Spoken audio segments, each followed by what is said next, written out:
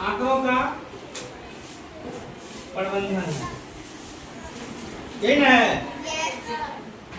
Chapter तीसरा है, class कौन सा है? 7। क्लास है 7। इसमें जो हम जानेंगे, थोड़ा ध्यान दो, इसमें हमको जानना है माध्य के बारे में, ठीक है।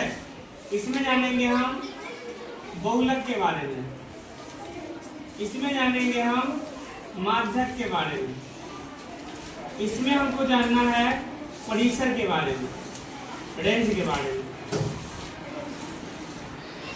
है ना। इन्हीं सभी के बारे में हमको जानना है। अब थोड़ा ध्यान दो,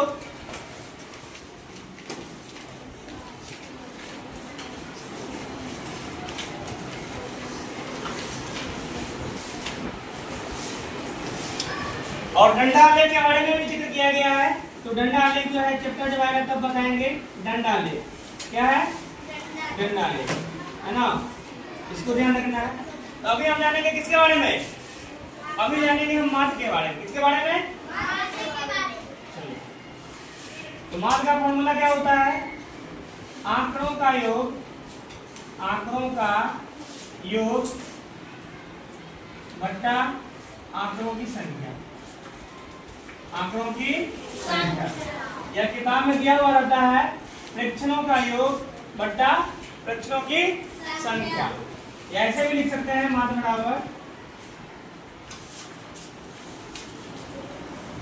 प्रेक्षणों का योग, है ना, प्रेक्षणों का योग। अब प्रेक्षणों की संख्या मतलब कुल संख्या जो दिया हुआ रहता है उसी को लिखना, प्रेक्षणों की संख्या। अब जैसे मान लो कुछ आंकड़ा दिया हुआ, उसका मान हम निकालेंगे। कैसे? तो ध्यान देना है। जैसे मान लो ये आंकड़ा दिया हुआ है, दिया है ना, इसका बोला मान, इसका बोलेगा क्या निकालने के लिए? मान। तो मान क्या निकालेंगे? ध्यान दो। तो मान का फॉर्मूला क्या होता है? आंकड़ों का योग बटा आंकड़ों की संख्या। तो सभी को क्या करेंगे? योग कर देंगे। जोड़ो इसको, क्या है? 4 3 7 ऐसे लिखो आंकड़ों का योग में, है ना। बटा में कितना संख्या है? 5 को 1 2 3 4 5, क्या हुआ है?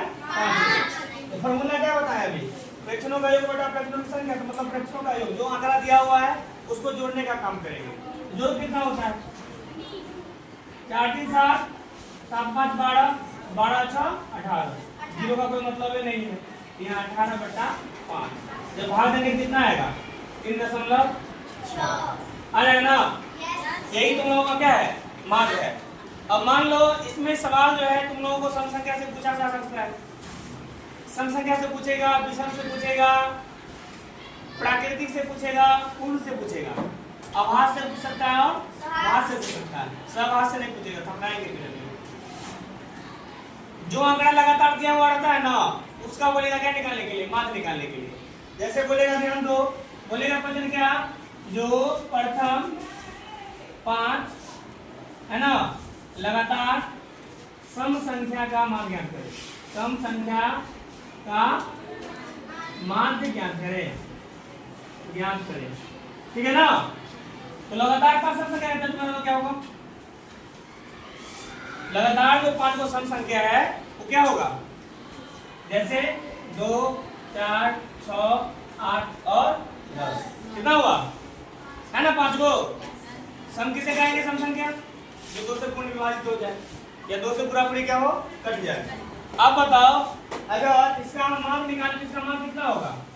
तो मान और आगे क्या बताए थे? आंकड़ों का योग, आंकड़ों को जोड़ लेंगे। तो ध्यान दो, ये 10 है, 8 2 10 और 6 4 10, क्या वो 10? 3 को 10, मतलब 10 किया 30, और संख्या क्या हुआ है?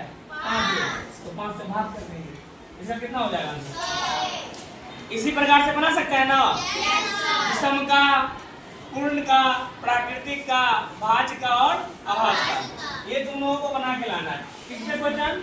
5 लगातार जो है ना, अभाज्य संख्या का मान, भाज्य संख्या का मान, सम तो निकाल ही दिए हैं, सम निकाल दिए ना।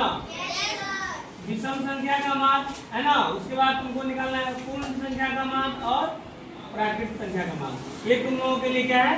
होमवर्क है। 5 लगातार वाला सब बना के लाना है, ठीक है ना। चलो अब जानते हैं बहुलक के बारे में। किसके बारे में? बहुलक के बारे में। तो बहुलक के बारे में जानेंगे तो पहले ध्यान दो, बहुलक का मतलब ये हुआ जो आंकड़ा सबसे अधिक बार आता है। जो आंकड़ा क्या है? सबसे अधिक बार आता है। जैसे मान लो इसमें दिया हुआ है 2 4 6 6 3 2 2। इसमें ये देखेंगे ये कौन सा आंकड़ा है जो ज्यादा आया है। जैसे मान लो 2 कितना बार आया है? 3 बार है। 6 मात्र 2 ही बार है और 2 3 4 क्या है? 1 1 बार है। तो सबसे ज्यादा जो आएगा ना वही उसका बहुलक हो जाएगा। तो बताओ बहुलक क्या हो जाएगा? बहुलक हो जाएगा 2। क्यों? क्योंकि ये सर्वाधिक 3 बार आया है। कितना बार आया है? 3 बार। समझ आया बात? छोटा और बड़ा संख्या से कोई मतलब नहीं है। जो अधिक बार आएगा वही उसका क्या हो जाएगा? बहुलक हो जाएगा। जैसे मान लो यहाँ पे लिखा है 19 20 21 22 30 30 30। सबसे ज्यादा बार क्या है? 3 बार आया है ना, वही उसका बहुलक हो गया। समझ आ रहा है बात? चलो अब जानेंगे किसके बारे में? अब जानेंगे मात्रक के बारे में। तो मात्रक से पहले हम परिसर को जान लेते हैं। किसको जान लेते हैं? परिसर। अब ध्यान दो, परिसर बराबर होता है उच्चतम मान, है ना, माइनस निम्नतम मान। क्या होता है? उच्चतम मान और माइनस निम्नतम मान। मान लो ये आंकड़ा दिया हुआ है, आंकड़ा दिया है ना ये, अरे आंकड़ा दिया है ना। उच्चतम मान का मतलब हुआ, मान लो 30 है, ठीक है।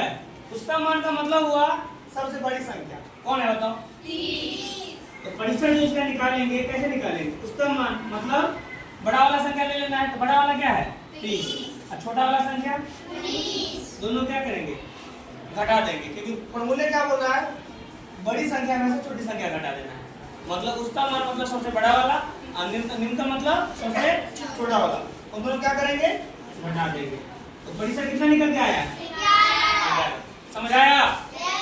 कोई दिक्कत किसी को? चलो कितना देखो पहले माध्यक